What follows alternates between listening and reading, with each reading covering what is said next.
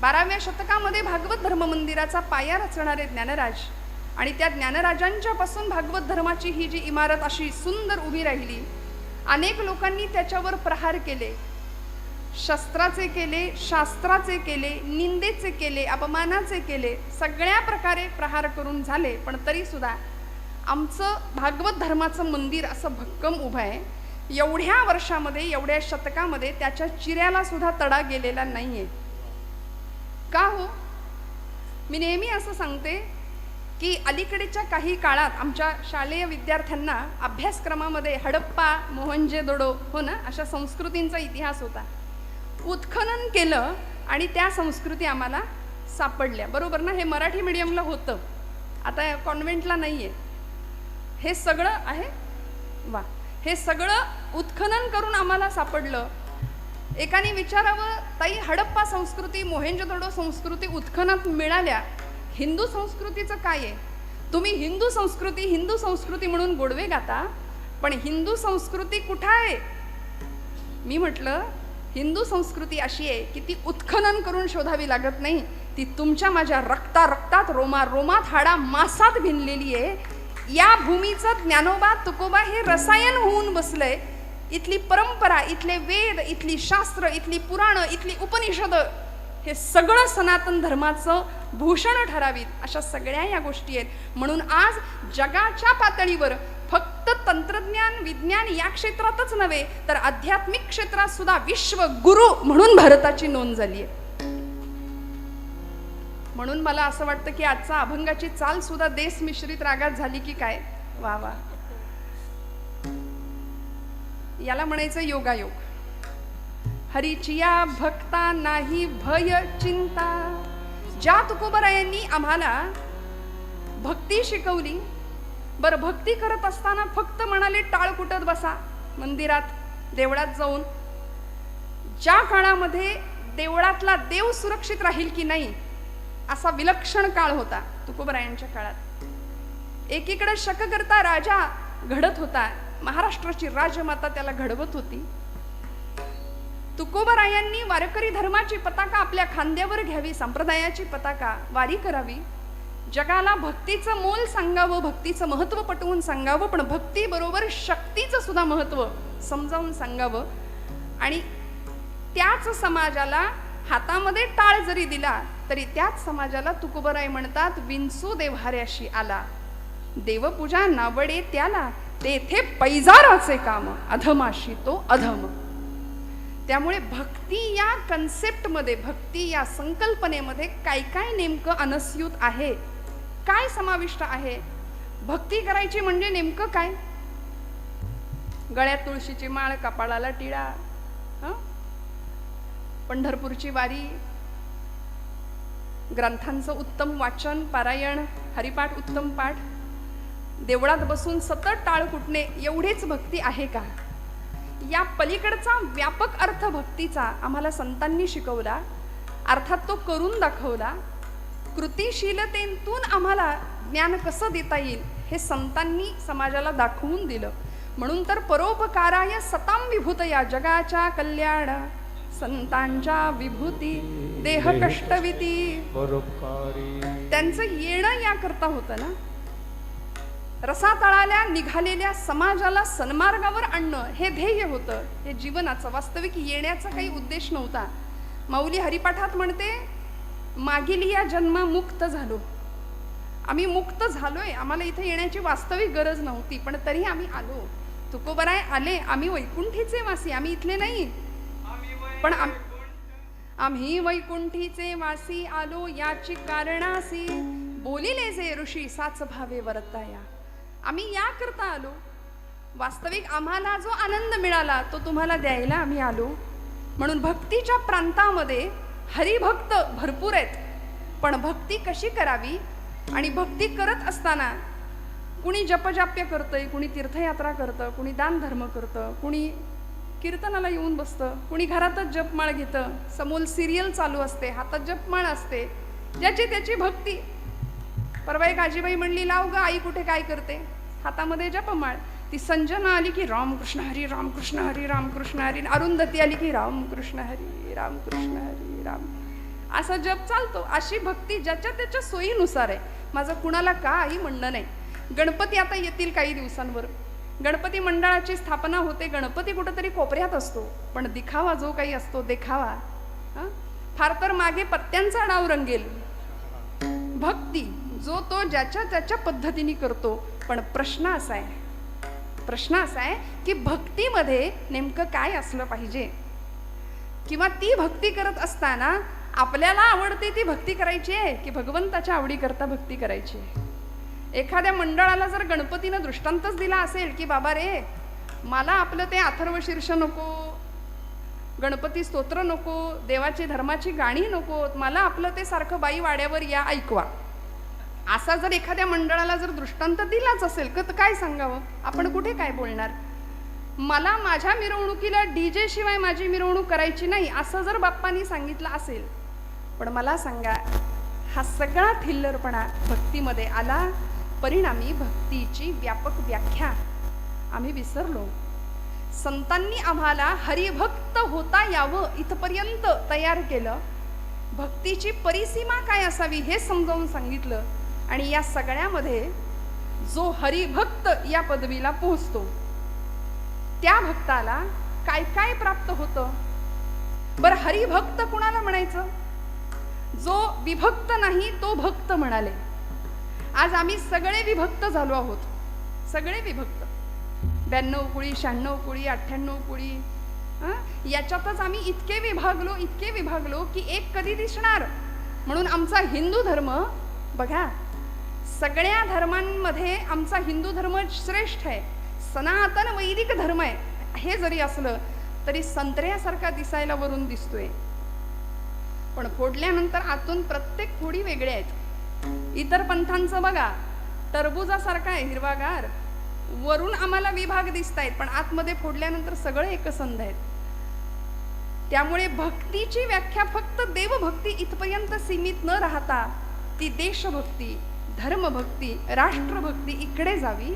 आणि असा हरिभक्त ज्यावेळी तयार होतो त्यावेळी त्याची अवस्था काय होते, त्याला काय काय प्राप्त होतं आणि भगवंत त्याच्याकरता काय करतो हे तुकोबराय सांगतात पहिल्या चरणापासून. तुकोबरायांनी हरिभक्त या अवस्थेला आम्ही जेव्हा पोहोचतो तेव्हा आम्हाला काय लाभ होतात याचं वर्णन केलंय बरं का.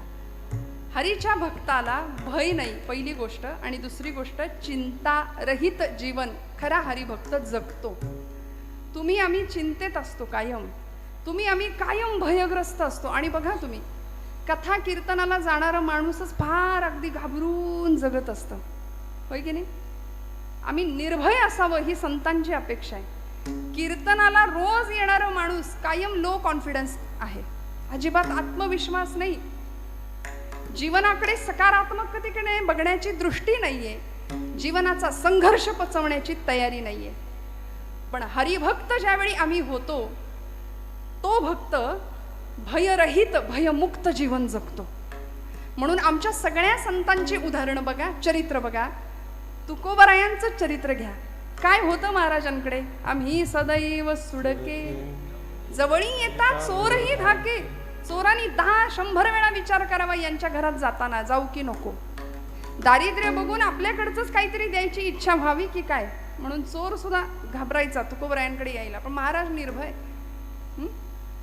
संसाराला बाजूला ठेवलं. संसार तापे तापलो मी देवा, करिता या सेवा कुटुंबाची. मी हे सगळं केलं भगवंता, पण पोळलो, ताप झाला, आणि आता तुझ्या भक्तीला लागलो, तुझ्या भजनाला लागलो. मला लोक काय म्हणतात याची मला पर्वा नाही. कोणी निंदा कोणी वंदा, आम्हा स्वहिताचा धंदा. माणसाने असं असावं बरं का, निर्भय असावं, निर्भय. नाहीतर अमुक काय म्हणेल, आता कीर्तनाला मी जाऊन बसलोय, मग माझे मित्र काय म्हणतील. ऐन 25शीत 20शीतली पोरं कीर्तनाला येताना फार विचार करतात, काय समाज काय म्हणेल, 4 मित्र काय म्हणतील आत्तापासूनच येड लागलं याला, निघाला कीर्तनाला. आमच्या तरुण अगदी 20-25शीतल्या मुली सुद्धा कीर्तनाला येताना थोडंसं काचकूच करतच येत असतील, मला असं वाटतं नाही का. मनामध्ये लोक काय म्हणतील. अर्जुनाचं हेच झालं होतं की नाही हो. पण भगवंतांनी कसं सिद्ध बनवलं. कुरुक्षेत्रावर मोहग्रस्त झालेला अर्जुन भयव्याकुल स्थितीमध्ये होता. सिदंती मम गात्राणी मुखंच परिशिष्यती. माझे हातपाय गळून गेले देवा, माझ्या तोंडाला कोरड पडली, कारण माझेच आप्तेष्ट समोर आहेत. पितामह भीष्म, द्रोणाचार्य, कृपाचार्य या सगळ्यांना मी कसं मारू? माझे भावंड समोर आहेत. हातातलं धनुष्य गळून पडावं. भगवान गोपाल कृष्ण म्हणाले, अर्जुना उठ, उचलते तुझं धनुष्य आणि सिद्ध कर क्षत्रियत्व तुझं. स्वतःला क्षत्रिय म्हणवतोस ना, हतो वा प्राप्स्यसि स्वर्गम जित्वा वा भोक्षसे महिम. रणांगणावर धारातीर्थी पतन पावलास तर स्वर्गात जाशील आणि जिंकलास तर राज्य तुझं आहे, लक्षात ठेव. आणि मग 18 अध्यायी गीता श्रवण करावी अर्जुनाने भगवंतांच्या मुखातनं. आणि अर्जुनाला सांगावं, अर्जुना निसंग असलेला मी, माझा संग तू केलास म्हणून या पदाला पोहोचलास. म्हणून तो भगवंतू जो निसंगाचा सांगा तू, तो म्हणे पार्था दत्तचित्तू होई आता. हे सगळं ऐकवलं, ऐकून घ्यावं लागलं अर्जुनाला, सगळं ऐकावं लागलं. आणि मग जे काही स्थित्यंतर झालं, मग जे काही परिवर्तन झालं, अर्जुनाला निमित्त केलं आणि भगवंतांनी भारतवर्षातल्या सगळ्या अधर्माचा नाश त्या युद्धामध्ये केला. का हो? भक्तांनी निर्भय असलं पाहिजे. भक्ताचं ध्येय काय असलं पाहिजे? ते ध्येय निश्चित असलं पाहिजे. दुर्दैवानी आज तुमचं आमचं भक्ती राहू द्या बाजूला, व्यवहारात सुद्धा धड एक निर्णय नाही आमचा. कायम संभ्रांत, कायम गोंधळलेल्या अवस्थेमध्ये आहे की नाही? कायम भयग्रस्त आहोत. असं केलं तर असं होईल, मग तसं केलं तर काय होईल? निर्णय क्षमता नाही, पालकांकडे नाही. त्यामुळं पालक आपल्या मुलांमध्ये ती निर्णय क्षमता देऊ शकत नाहीयेत. मग आमचं बाळ 10वी पास होतं कसं बसं. 10वी झाल्यानंतर 10वीला 98% पोराला जरी पडले तरी पालक विचारतात 2% कुठं गेले, विचारतात की नाही? सध्या कशाच्या मागे आम्ही लागलो?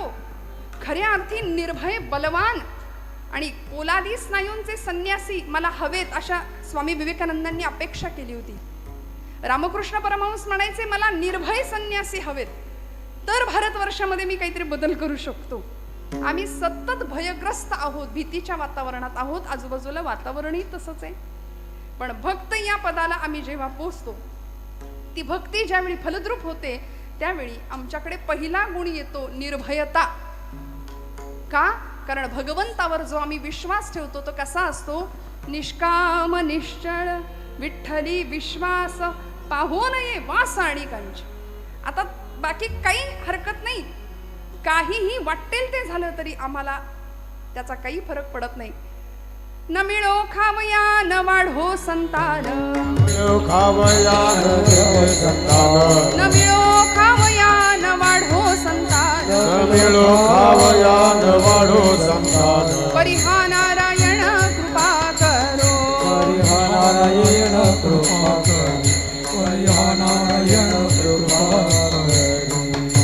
तुटो हे शरीर फुटो हे मस्तक, नामाचा गजर सोडू नये. नामदेव महाराज म्हणले, देह जावो अथवा राहो, पांडुरंगी दृढ भाव. काय भक्तीची परिसीमा असेल.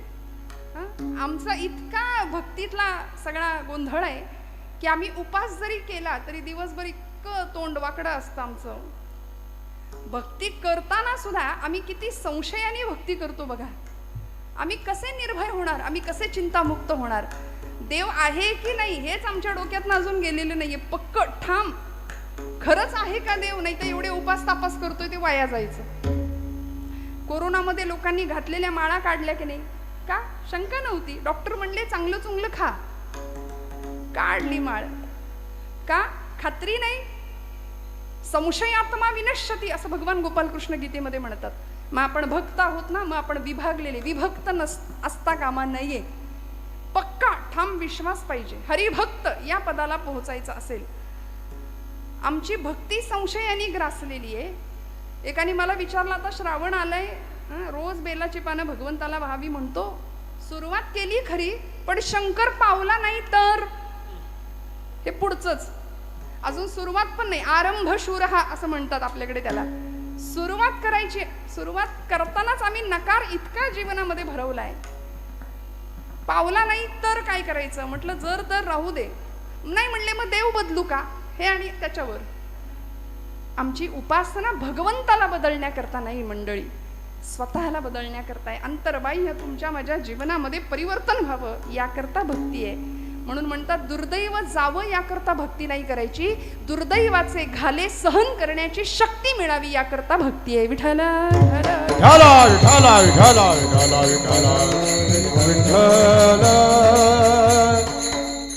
मग या पदाला आम्ही एकदा पोहोचलो, हरिभक्त या स्थितीला पोहोचल्यानंतर आम्ही निर्भय जीवन जगलो पाहिजे, निर्भयता आमच्याकडे आली पाहिजे. सध्या शास्त्रकारांनी वैराग्य शतक नावाचा एक ग्रंथ भर्तृहरींचा प्रसिद्ध आहे, त्याच्यामध्ये त्यांनी 9 प्रकारचे भय माणसाला जडतात जीवाला, त्याचं वर्णन केलंय.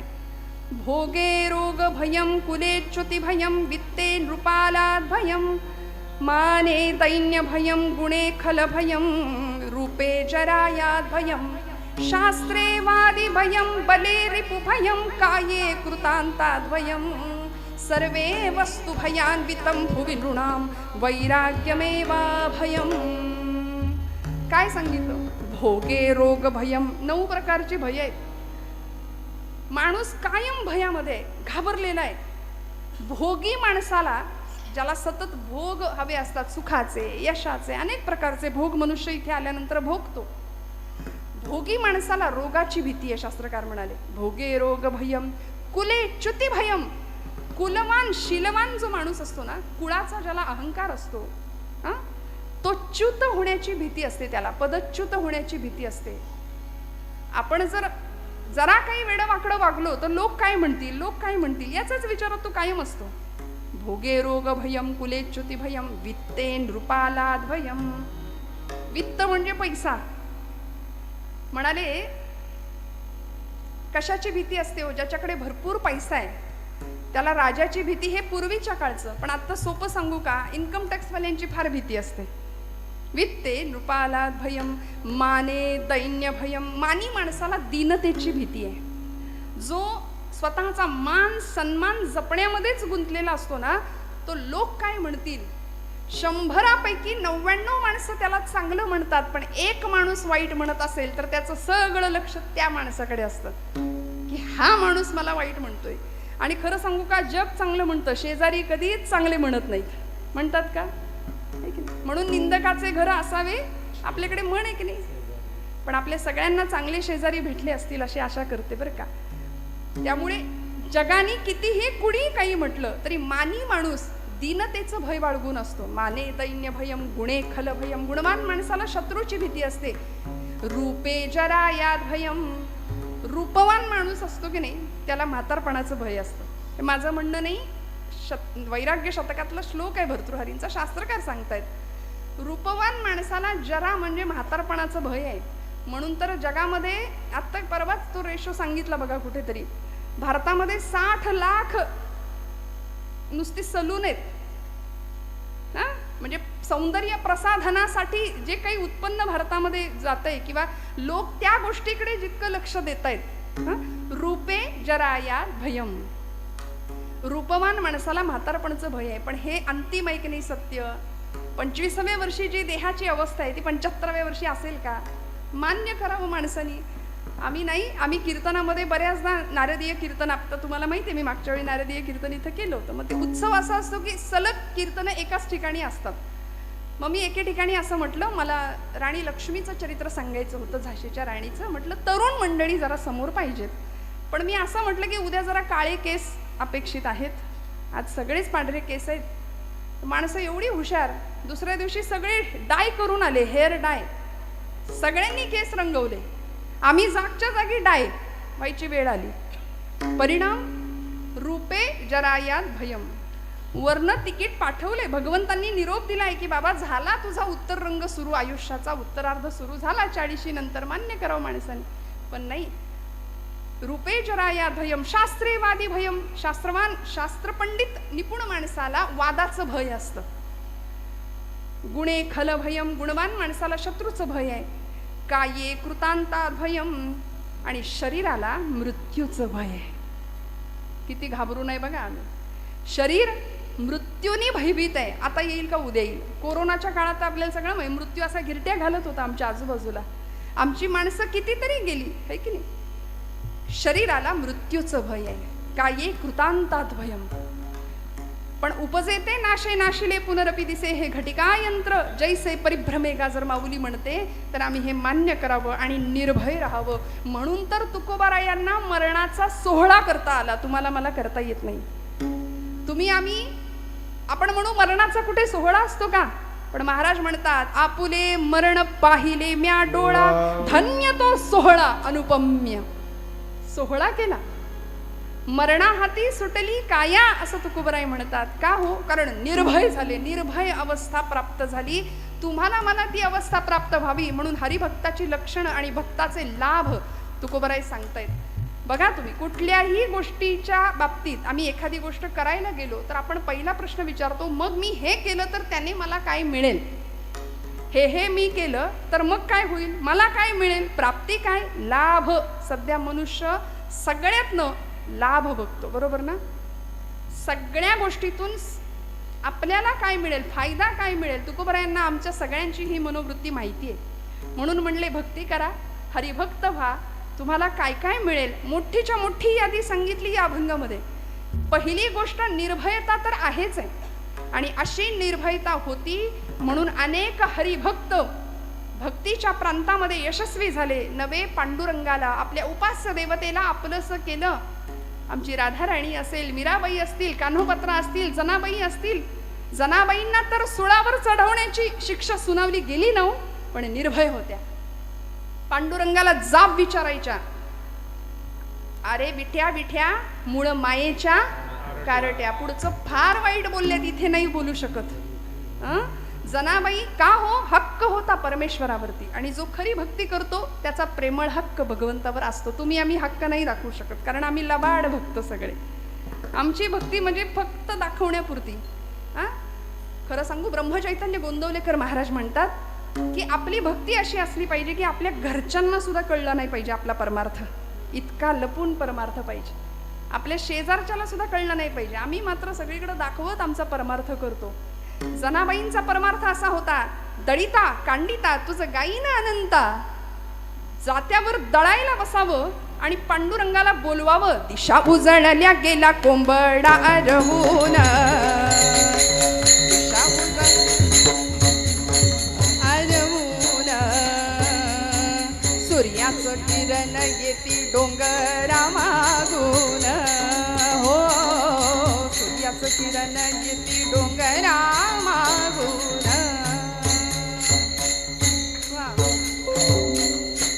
जनाई बैसली जात्यावरी दळायाला, पांडुरंग सखा येई तिच्या गमदतीला. घरच्या पिठाची घालू भाकर पती देवा, ही गोडी अमृताची पांडुरंगा वाटे हेवा. भगवंतांनी धावत यावं, जनाबाईंनी सांगावं, पांडुरंगा सख्या ये रे, हाक मारावी, आणि भगवंतांनी धावत यावं. जने जने आलो ग, जनी मांडते दळाणा, नाम ओठी घोळते, भारी जड हे जाते तुझी या विना. पांडुरंगा, संसाराचा ताप झालाय, संसाराचा उद्वेग झालाय. संसार म्हणजे ज्या संसारामध्ये आम्ही सुखाची अपेक्षा करतो, तो संसार दुःखमुळे एवढ्यावरच थांबू नका. संसारच दुःख आहे. विठ्ठल विठ्ठल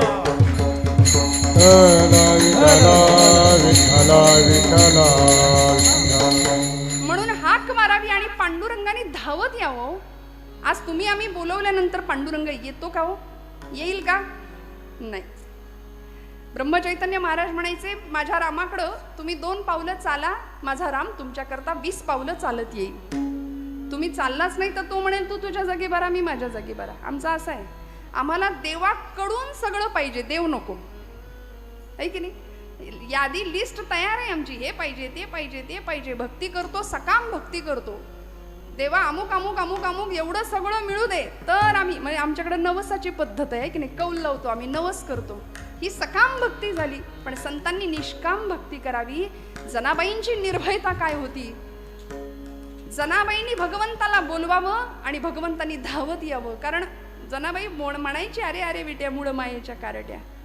नामदेव भांडण करायचे, भक्त कैवारी या होशी नारायणा, भक्त कैवारी या होशी नारायणा,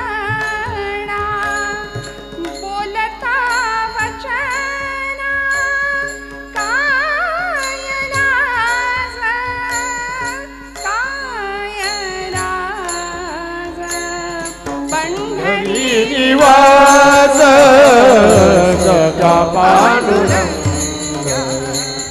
पंढरी निवास सखा पांडुरंग.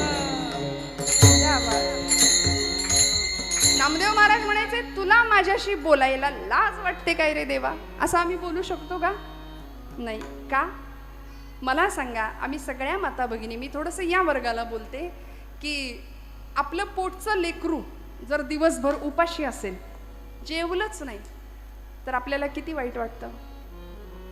एकदा तरी डोळ्यात पाणी येतं की नाही? आज माझ्या लेकरांनी, आज माझ्या काळजाच्या तुकड्यांनी काही खाल्लं नाही. किती गुंतलोय आम्ही बघा मायेमध्ये. वास्तविक तोच तुकडा काळजाचा मोठा होतो, लाथ मारायला पुढे मागे बघत नाही, पण त्याच्याकरता आम्ही किती तुटतो, किती झुरतो. संत म्हणतात, तेवढं झुरणं, तेवढं तुटणं भगवंता करता ठेवा. तरी झडझडोनी महिला निघ, ये भक्तीची वाटे लाग, तई पावसी अव्यंग निजधाम माझे. आम्ही भगवंतासाठी कधी रडतो का हो? समजा आमचं पोरग जेवलं नाही म्हणून आम्ही एखाद्या वेळी डोळ्यात पाणी येईल. माऊलीचं नाव उच्चारल्यावर आमच्या डोळ्यात पाणी यावं, पण ते नाही येत. भगवंता पुढे नैवेद्य ठेवून आम्ही कधी रडलोय का? जसं पोरासाठी रडतो तसं. आज माझा देव जेवतच नाही, जेवतच नाही. आम्हाला वेळ कुठे? आम्ही काढून घेतो लगेच. खाल्लं बिल्लं तर करायचं काय त्यांनी? आम्हाला इतकी घाई आहे. भगवंता करता आम्ही रडत नाही.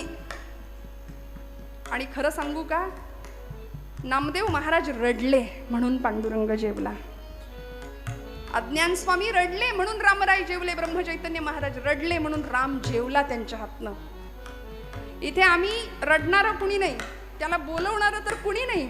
तो तिष्ठत उभा आहे 28 युगांपासून. पुन्हा कधीतरी एखादा माझा नामदेव यावा, मला हट्ट करावा जेवणाकरता. पुन्हा कधीतरी एखादी जनाई यावी, तिने मला बोलवावं. तो व्याकुळ आहे, तो आर्त आहे, तो भावाचा, भक्तीचा भुकेला आहे. आमचा नैवेद्य तो खात नाही. आणि खरं सांगू का, आपला नैवेद्य तो खात नाही, याच्यातच तो आपली आब राखून आहे. विठ्ठल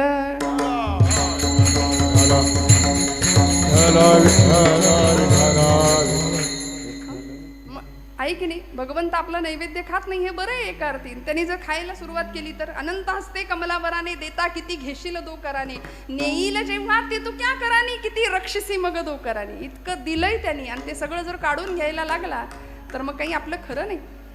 जनाबाईंनी आर्ततेने भगवंताला बोलवावं आणि भगवंतांनी सांगावं, मीही होतो एकला, करमेना मुळी मला. जने जने मलाही नाही करमत ग, आरसा मला गे दिधला, तुझे याद ठेला.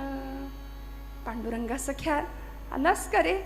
हात तुझा लागला रे, जात झालं हलक हलक, दारी आलं अमृत पिक, तुझी याद ठेला. पांडुरंगाने सांगावं, जने काय सांगू, मीही होतो एकला, करमेना मुळी मला. आणि असा संवाद भगवंताचा जनाईचा चालावा. आपल्या सगळ्यांना कथा माहितीये, मी काही वेगळं सांगत नाहीये.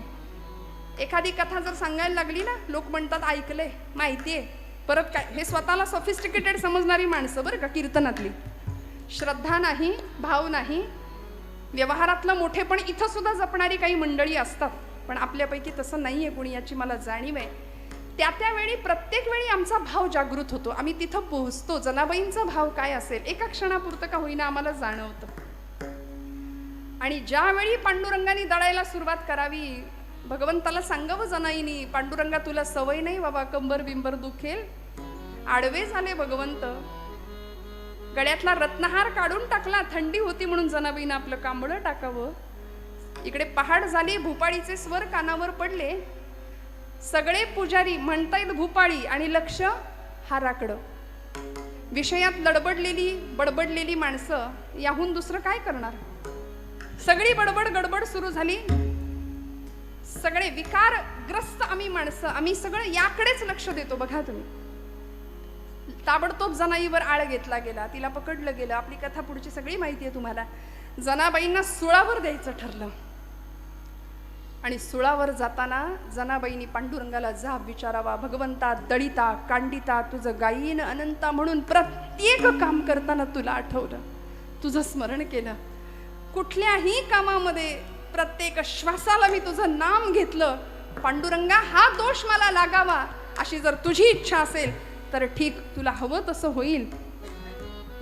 पण मी निर्दोष आहे हे जगाला जर कळायचं असेल ना तर भगवंता तुला यावं लागेल. म्हणून सुळावर देताना जनाबाई म्हणतात, पाटील अहो पांडुरंगाच्या देवळात निघाले तरी पायरीला नमस्कार करून जाते. आज तर आयुष्य संपवायला निघाली, या सुळाला नमस्कार तर करते. म्हणून सुळाला हात लावला आणि सळ सळ सळ सूळ सगळा वितळायला लागला. लोखंडाचं पाणी झालं.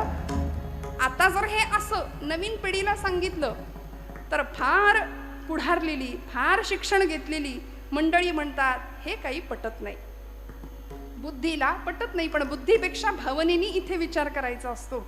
बरं त्यांना पटावं तर त्यांनाही सांगावं लागेल, नाहीतर ते इकडे येणारच नाहीत. आपलं फार आहे बघा तुम्ही, आपल्या संप्रदायामध्ये असू दे, हिंदू धर्मामध्ये असू दे, आमची नवीन पिढी भरकटलेली आहे, वेगळ्या मार्गावर जातीये. का? कारण आम्ही त्यांना आपलंसं करून घेत नाही. तुला नाही कळायचं ते जाऊ दे, तुझं तू बघ. आपण त्याला बोलून मोकळे होतो. पण ते म्हणतात हे तुमचं मॅजिक आम्हाला पटत नाही, आमचं लॉजिक काय आहे, लोखंडाचं असं पाणी होऊ शकत नाही. अहो पण पंचभौतिक असलेला देह आहे, भूजल तेज समीर ख अशा 5 महाभूतांपासून बनलेला देह, त्यातलं अग्नितत्व भगवंत जागृत करतात. आणि अग्नीचा स्पर्श झाल्यानंतर लोखंडाचं पाणी जसं होतं तसं अग्नीची सत्ता तिच्या हाताच्या स्पर्शाला दिली, लोखंडाचं पाणी झालं. सर्व सत्ता आली हातात, नाम याचा खेचर दाता. भगवंत सत्ताधीश आहे, तो तुम्हाला मला सगळं द्यायला बसलाय. त्यामुळे आम्ही निर्भय व्हावं आणि मोकळ्या मनाने, मोकळ्या अंतःकरणाने भगवंताची भक्ती करावी. नाही भय चिंता, चिंतारहित जीवन तुमचं आमचं असावं. का? कारण दुःख निवारिता नारायण तुझं मोकलील. ऐसे नाही मज मोकलील, ऐसे नाही नलगे वाहणे संसार उद्वेग जडोने दीपांग देवराव. तुकोबरायांनी सांगितलंय, भगवंतावर एकदा विश्वास ठेवला की नाही की संसारातला उद्वेग करायची गरज नाही. नलगे वाहणे संसार उद्वेग जडोने दीपांग देवराव. भगवंत उसणं शिल्लक ठेवत नाही. कर्ज ऋण भगवंत सगळं फेडतो, व्याजासहित फेडतो. काय दिलं हो सुदाम्यानी? मुठभर पोहे दिले.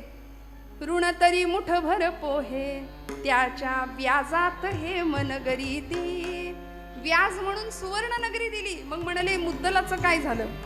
मुद्दलात मुक्ती देणे ही कोण्या साहुकारीची रीत. मुद्दल म्हणून मुक्ती देऊन टाकली सुदाम्याला. भगवंत सगळं फेडतो. दरबारामध्ये दुःशासनाने केसांना धरलं होतं, फरफटत आणलं होतं, दयेची याचना करत होती आमची द्रौपदी माता. कितीतरी अर्जव करत होती, विनवण्या करत होती, भीक मागत होती रक्षणाची. द्रोणाचार्य, कृपाचार्य, अश्वत्थामा, पितामह, भीष्म, एकापेक्षा एक बलाढ्य महारथी पांडव प्रतापी होते. पण तरी सुद्धा नाही कोणी धावलं लज्जा रक्षणासाठी. दोन्ही हात सोडून हात उंचावले आणि भगवंताला सांगितलं, हे भगवंता, हे माधवा, हे अनंता, हे मधुसूदना, धाव म्हणून. आणि भगवंतानी सगळं ऋण जडोने दीपांग देवरावा. नाही सोडलं, नाही ठेवलं, सगळं फेडून टाकलं. एका चिंधीचं ऋण सहस्त्रपटींनी वस्त्र पुरवलं द्रौपदीला त्या परिस्थितीमध्ये. आज आम्ही भगवंताचे भक्त म्हणवतो, वारसदार म्हणवतो, स्वतःला हरिभक्त म्हणवून घेतो. पण भगवंताचे हे गुण सुद्धा तुमच्या माझ्यात आले पाहिजेत याचा विचार आम्ही करत नाही. महाराज म्हणले, नलके वाहणे संसार उद्वेग. ज्या संसाराला तुम्ही आपलं आपलं आपलं कवटाळून बसलाय तो संसार वास्तविक तुमचा नाही, ते सगळं इथं राहायचंय. आम्ही असे बांधावर उभे राहतो आणि येणाऱ्या पाहुण्याला सांगतो, ते झाड दिसतंय का, तो डोंगर दिसतोय, तिथपर्यंत सगळं माझं.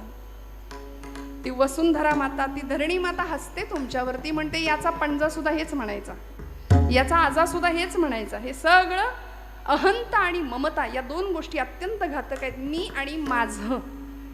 यामुळे संसाराचा उद्वेग झाला, संसाराला आम्ही आपलं म्हणून बसलं. दुःखमय असलेला संसार फक्त दुःखाला कारण ठरला आणि आम्ही दुःखी झालो. वास्तविक जो प्रपंच आपला आहे त्या प्रपंचामध्ये सुख आहे का हो? गेले 2 पती पत्नी, 65-70 वर्षाचं वय होतं, आजीचं वय 65 आणि 70चे एक वयोवृद्ध आजोबा. कुठे गेले? कोर्टात गेले. वकिलाला म्हणाले घटस्फोट पाहिजे. वकील म्हणले आता थोड्यासाठी कशाला, झालं ना तुमचं आयुष्य, संपत आले, एवढे दिवस एकत्र राहिला आणि म्हातारा बाबा, आता तुम्ही घटस्फोट का मागताय? नाही म्हणाले, ही म्हातारी काही सुखाने जगू देत नाही. म्हणजे संसार इतका केला तरी सुद्धा प्रपंचामध्ये सुख नाही. नाही म्हणे तरी सुद्धा मला सांगा घटस्फोट का मागताय? आता किती दिवस राहिले, छान मजेत घालवा, छान एकत्र गुण्या गोविंदांनी संसार करा, उरलेला जो काही आहे तो. नाही म्हणाले, पहिल्या दिवसापासून हिने मला त्रास दिलाय. म्हणाले वकील म्हणले काय त्रास दिलाय? अहो मिळेल हातात वस्तू, जे भांड मिळेल, लाटणं असू दे, उलटणं काय असेल ते फेकून मारते म्हणले मला. मग म्हणले इतके वर्ष सहन केलं तुम्ही, सहन नाही केलं, आता नेम लागायला लागलाय म्हणले. विठ्ठल विठ्ठल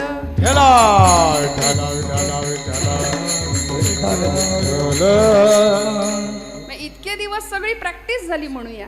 आणि असा प्रपंच आहे बघा ना. वाटतंय सुख आहे, सुख सुख म्हणत आहे, दुःख ठाकोनी आले. करुणाष्टक लिहिली समर्थ रामदास स्वामींनी. त्यांनी असं सांगितलं, विषयजनित सुखे सौख्य होणार नाही, तुझ विण रघुनाथा वोखटे सर्व काही. भजन रहित रामा सर्व ही जन्म गेला, स्वजन जनधनाचा व्यर्थ म्या स्वार्थ केला. रघुपती मती माझी आपुलीशी करावी, सकळ त्यजुनी भावे कास तुझी धरावी. म्हणून घटिका गेली, पळे गेली, तास वाजे झणाणा, आयुष्याचा नाश होतो राम कारे म्हणाना. हा संसार आम्हाला बंधनाला कारणीभूत ठरणार आहे. ते भुंग्यासारखं आमचं असे आम्ही गुंतून बसलोय आणि तो भ्रमर रात्रभर कमळाच्या फुलात जाऊन बसला. का? आता उजाडेल, मग उजाडेल. त्या कमळानी पाकळी मिटली. एरवी लाकूड पोखरणारा भुंगा पाकळी कातरू शकला नाही.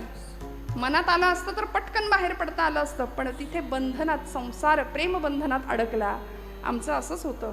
म्हणून महाराज म्हणले, नलगे वाहणे संसार उद्वेग, जडोने दीपांग देवराव.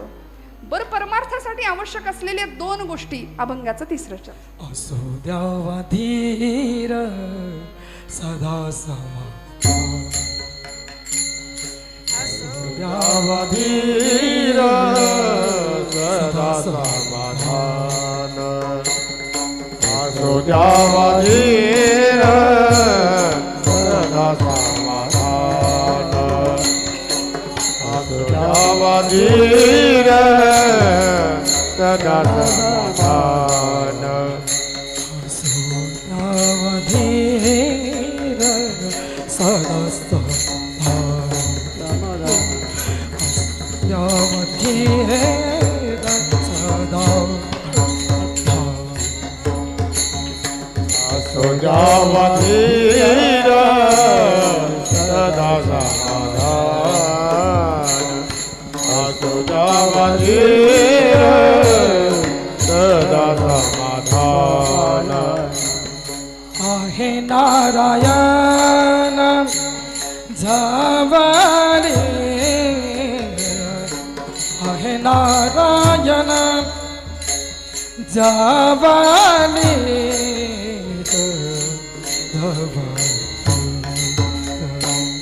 नगे वाहने संसार उद्वेग, नगे वाहने संसार उद्वेग. आहे नारायण जवाईत,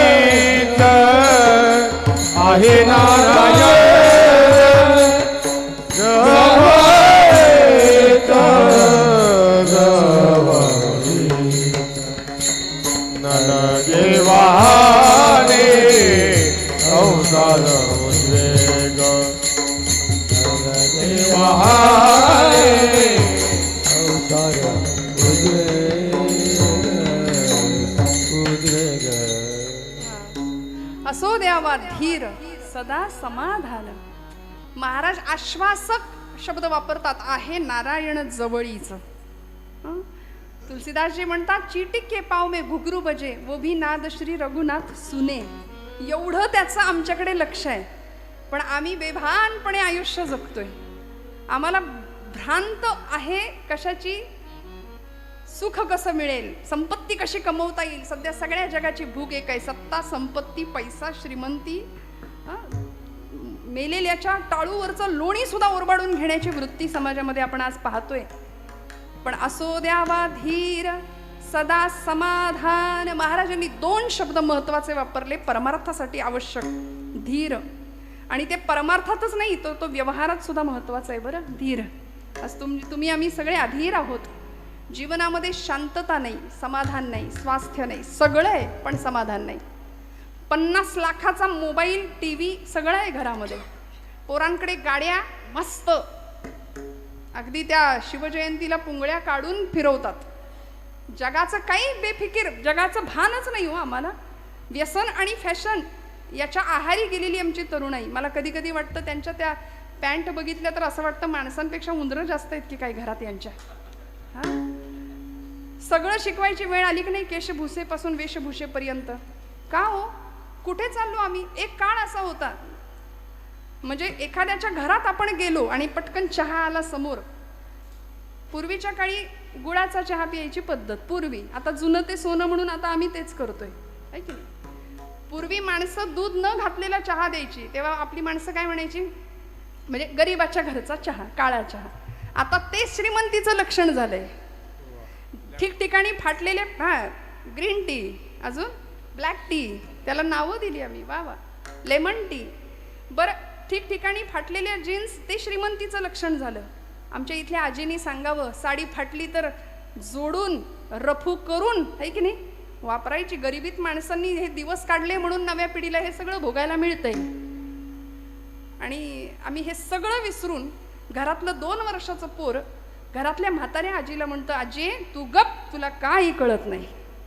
आणि तुम्ही आता कसे हसला तसेच घरातले सगळे हसतात, किती हुशार बाळ आहे. त्याला 2 वाजवल्या पाहिजेत की नाही त्यावेळेत. मला खरं सांगा, मी चुकत असेल तर. शास्त्र सांगतं, लालयेत 5 वर्षांनी, 10 वर्षांनी ताडयेत.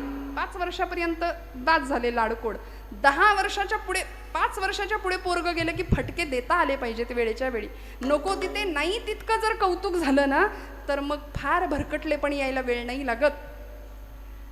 बाप हसत हसत 5 वर्षाच्या पोरांनी मांडलेली चापट सुद्धा सहन करतो, म्हणतो माझं बाळ किती हुशार आहे. मग तेच बाळ मोठं झाल्यावर हाताऐवजी लाथ वापरतं आणि वृद्धाश्रमाची वाट दाखवतं. मला काही दिवसांपूर्वी वाचलेला रेशो आहे, भारतामध्ये हिंदू धर्मीयांची वृद्धाश्रम जास्त आहेत. किती लाजिरवाणी गोष्ट आहे. मुस्लिम पंथामध्ये आपल्या आईवडिलांना वृद्धाश्रमात पाठवायची व्यवस्था किंवा पद्धतच नाहीये, ते सांभाळतात. आज तुम्हाला आम्हालाच आमचे पालक जड का होत आहेत? का आमची पोरं वृद्धाश्रमाचा रस्ता आईवडिलांना दाखवतायत? सगळं असून बेवारस असल्यासारखे पालक वर्ग का बरं? रक्ताचे पाणी करावं, हाडाची काढं करावी, सगळं करावं. का हो? आम्ही अधीर झालो. असंयमित जीवन, मर्यादे पलीकडचं जीवन आज आम्ही बघतोय, भोगतोय आजूबाजूला. इथल्या प्रत्येक पुरुषांनी, माता भगिनींनी मला सांगावं की आमची तरणी ताठी पोर जर घरातनं बाहेर पडली आणि संध्याकाळी 7 वाजून जरी गेले आणि ती घरात नाही आली तर आमच्या काळजाचा ठोका चुकतो की नाही? का हो? कारण मर्यादे पलीकडचं जग आज आपण बाहेर पाहतोय.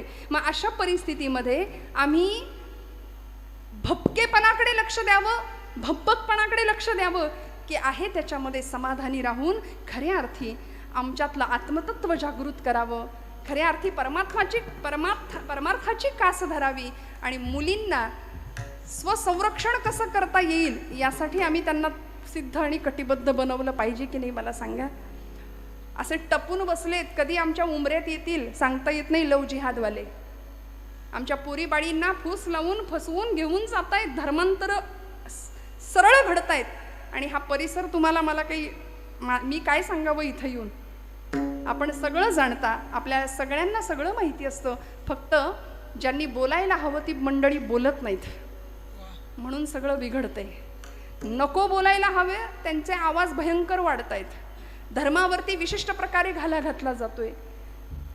आमच्या देवी देवतांवर, आमच्या संतांवरती नको त्या प्रकारे प्रहार केले जातात आणि आम्ही शांतपणे बसलोय. कुणाच्या घेण्यात नाही, कुणाच्या देण्यात नाही. आम्हाला कशाची फिकीर नाही, परवा नाही. महाराज म्हणले असो द्यावा धीर सदा समाधान. समाधानी संतांना जमलं, महापुरुषांना जमलं, वीरांना जमलं. मला सांगा, सावरकर आले होते बॅरिस्टरीचा झगा पांघरून लंडनवरून, बॅरिस्टर होऊन आले होते, पण ती पदवी नाकारली. इथं आल्यानंतर 2 BHK 3 BHK घेता आला असता, बंगले बांधता आले असते, जमिनी घेता आल्या असत्या. संतांना करता आलं असतं की नाही? माऊलींना विचारावं, माऊली तुम्ही काय केलं इथं येऊन? तुम्ही काही घेतलं का एकरभर जमीन? माऊली म्हणले, हे विश्वची माझे घर, ऐसी मती जयाची स्थिर, किंबहुना चराचर आपणची झाला. म्हणून आज तुम्ही आम्ही बंगले बांधतो, पण आमच्या घरामध्ये माऊलींचा फोटो असतो. वसुधैव कुटुंबकमची भावना संतांना समजली, कारण ते सदैव समाधानी होते. तुकोबराय म्हणले, ठेविले अनंते तैसेची राहावे. आणि हे समाधान प्राप्त व्हावं याकरता आमच्या संतांनी प्राणपणाने प्रयत्न केले, लढले. किती? 11:30 पर्यंत वेळ आहे आपल्याकडे का नाही? 11:15. बरं, टाइम लिमिट दिलेलं आहे. अशी समाधानी वृत्ती तुमच्या माझ्याकडे असेल. बघा, समाधान पाहिजे की नाही? नाहीतर आपलं दिलंय म्हणून घ्यायचं 12 वाजेपर्यंत. आम्हाला नारदीय कीर्तनाची फार सवय, 2-2.5 तास आपलं एकटंच बडबडत बसायचं. पण हे आहेत याचं भान ठेवलं पाहिजे. विठ्ठल विठ्ठल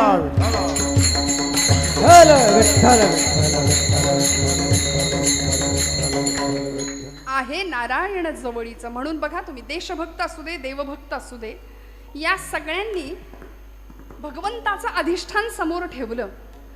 16व्या वर्षी छत्रपती शिवप्रभूंनी रायरेश्वराच्या मंदिरात जाऊन रोहिडेश्वराच्या किल्ल्यावर 150 मावळ्यांच्या धारोष्ण रक्ताचा अभिषेक शंभू महादेवाला घातला होता. का? सामर्थ्य आहे चळवळीचे, जो जो करील दयाचे, परंतु तेथे भगवंताचे अधिष्ठान पाहिजे. स्वतःसाठी उत्तम जगता आलं असतं, पण नाही. भक्त या पदाला, मग तो मातृभक्त असू दे, देशभक्त असू दे, देवभक्त असू दे. भगतसिंग ऐन 22व्या-23व्या वर्षी ही पोरं फासावर गेली. कल्पना करा, आमच्या घरातली 22-23 वर्षाची पोरं, काय वय होतं, पण तरी सुद्धा देशमातेसाठी प्राणांचं बलिदान दिलं. आणि ज्यावेळी फाशीच्या तख्तावर उभे राहिले होते भगतसिंग, मेरा रंग दे बसंती चोला, माहे रंग दे बसंती चोला, त्यावेळी भगतसिंगांची आई त्या कारागृहाच्या बाहेरच्या बाजूला रडत होती, भिंतीला कान लावत होती, त्या भिंतीवरून हात फिरवत होती, मेरा भगत फांसी पे जा रहा है. सगळा समाज विचारत होता की आईसाहेब तुम्ही का रडताय? मुलगा फासावर चालला म्हणून रडता का? नाही म्हणाल्या. नाही, मेरा भगत आज जा रहा है इसलिए मैं नहीं रो रही हूँ. मेरा भगत जा रहा है, मातृभूमि के लिए जा रहा है, ये मुझे पता है. भगत जा रहा है इसका अभिमान है. अरे भगत सारखी अजून 7 पोरं जरी माझ्या पोटी जन्माला आली असती ना, तरी ती मी मातृभूमीलाच वाहिली असती म्हणाली. याला म्हणायचं भक्त ही अवस्था, बरं का. मग राष्ट्रासाठी, देवासाठी, धर्मासाठी प्राणावर उदार होण्याची भूमिका आमच्या सगळ्या संतांनी, महापुरुषांनी, वीरांनी निभावली. आमच्याकडे तारुण्याची व्याख्या परमादरणीय जगन्नाथ महाराज फार सुंदर सांगतात बघा. तेजस्विता, तपस्विता आणि तत्परता हे 3 गुण एकत्र आले की तरुण होतो ना. पण तो तरुण धरून आणावा लागतो म्हणतात की नाही महाराज. पण या तरुणाईला कशाला म्हणायचं हो तरुण? अंगापिंडानी बळकट, मजबूत स्नायू, बलदंड शरीर यष्टी म्हणजे तरुण का? नाही. तेजस्विता, स्वामी विवेकानंद म्हणाले, तपस्विता आणि तत्परता हे 3 गुण आले की आम्ही सगळे तरुण. मग 75 वर्षाचे शेलार मामा सुद्धा तान्याला म्हणायचे, तान्या चढव यशवंती, म्या मारीन उदय भाण्याला. गडाला पण सिंह गेला तेव्हा चमत्कार घडतो, जेव्हा 75 वर्षाचे शेलार मामा तिथे प्राणांची आहुती देतात, तिथे लढतात. तानाजी मालुसरे प्राणांची आहुती दिली, जीवाला जीव देणारी ही सगळी मावळे मंडळी. का हो? कारण शपथच घेतली होती 16व्या वर्षी, हे राज्य व्हावे ही तो श्रींची इच्छा. रक्ताचा अभिषेक केला होता शंभू महादेवाला. देवीचं अधिष्ठान ठेवलं होतं.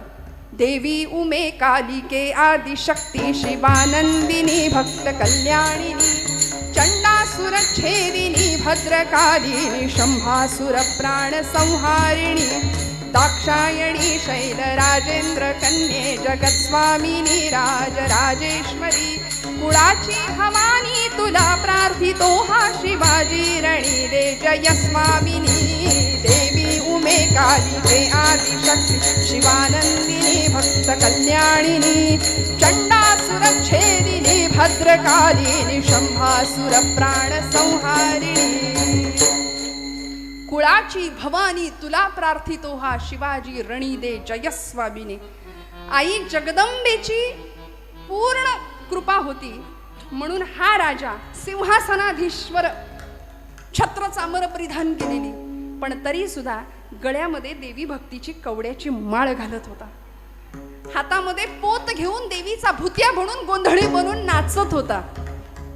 हे गोंधळी गोंधळी अंबेचे गोंधळी गोंधळी गोंधळी आम्ही अंबेचे गोंधळी गोंधळी गोंधळी आम्ही अंबेचे गोंधळी गोंधळी गोंधळी आम्ही अंबेचे गोंधळी आमचा घालावा गोंधळन वासुदेव हरिनाम संबळ आमचा घालावा गोंधळ वाजो हरिनामे संबळ तिथं विठूच राऊळ तिथं संतांचा गोंधळ जिथं विठूच राऊळ तिथं संतांचा गोंधळ गोंधळी गोंधळी आम्ही अंबेचे गोंधळ गोंधळी गोंधळी आम्ही अंबेचे गोंधळी आम्ही अंबेचे गोंधळी. आई राजा उध उध म्हणून हातात पोत घेऊन का हो सामर्थ्य आहे चळवळीचे जो जो करील तयाचे परंतु तेथे भगवंताचे अधिष्ठान पाहिजे म्हणून स्वराज्यावर आलेली सगळी संकट परतावून लावण्याचं धैर्य साहस पराक्रम आणि ताकद होती कारण निर्भय अवस्था प्राप्त झाली होती. हरीची या भक्ता नाही भय चिंता कारण जिजाऊ माऊलींनी अगदी लहानपणापासून हरिभक्ती शिकवली होती.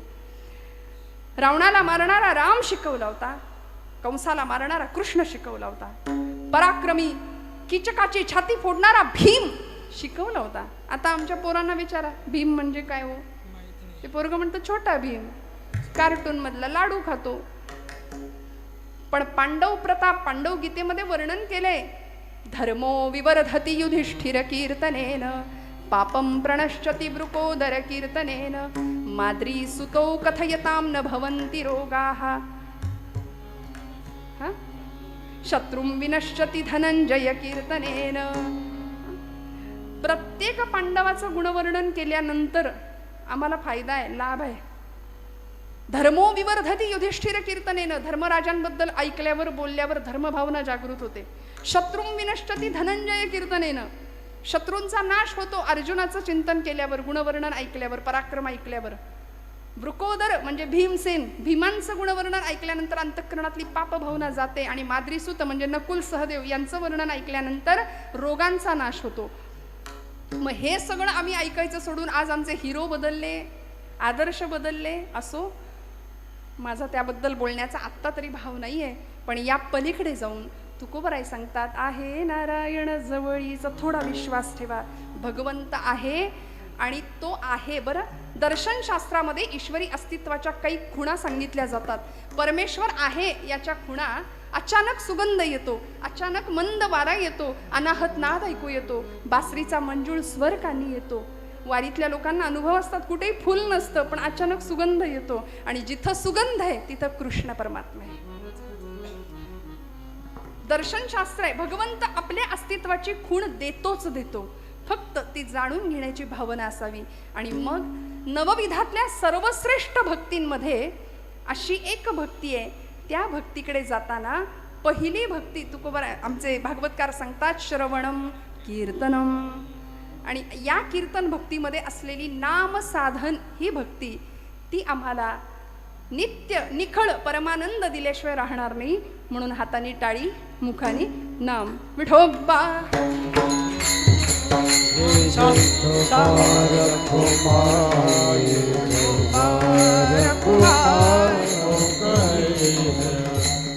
ऐसे मोकळीना सकल जीवांचा करीतो सांभाळ मज मोकलीन ऐसे नाही मज मोकलीन ऐसे नाही सकल जीवांचा करीतो सांभाळ तुझ मोकलीना तुझ मोकलीना ऐसे नाही ऐसे नाही चिंता रहित असावं सकल जीवांचा करीतो सांभाळ तुझं मोकलीला ऐसे नाही. का बरं आपल्याला सोडेल? कारण तो कसा आहे, दुःख निवारिता नारायण तुकोबराय म्हणतात. आणि मग हे सगळं कळायचं असेल तर आम्ही काय केलं पाहिजे? अभंगाचं दुसरं चरण. न लगे वाहने संसार उद्वेग न लगे वाहने संसार उद्वेग टाल वाजवा न लगे वाहने संसार उद्वेग वाहने संसार उद्वेग न लगे वाहने संसार उद्वेग जडोने दीपांग देवराव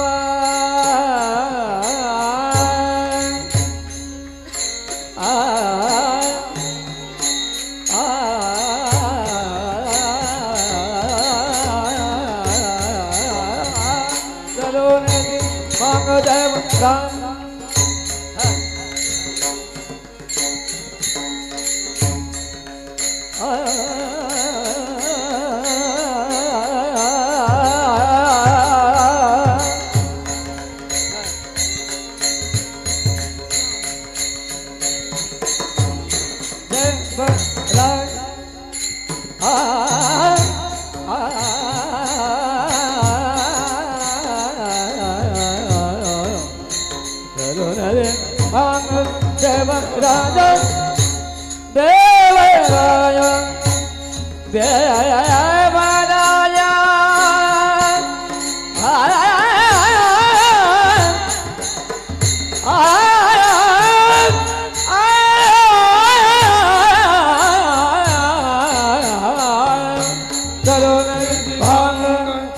देवराय जलोन दीपांग देवराया जलोन दीपांग देवराया नलगे वाहने संसार उद्वेग नलगे वाहने संसार उद्वेग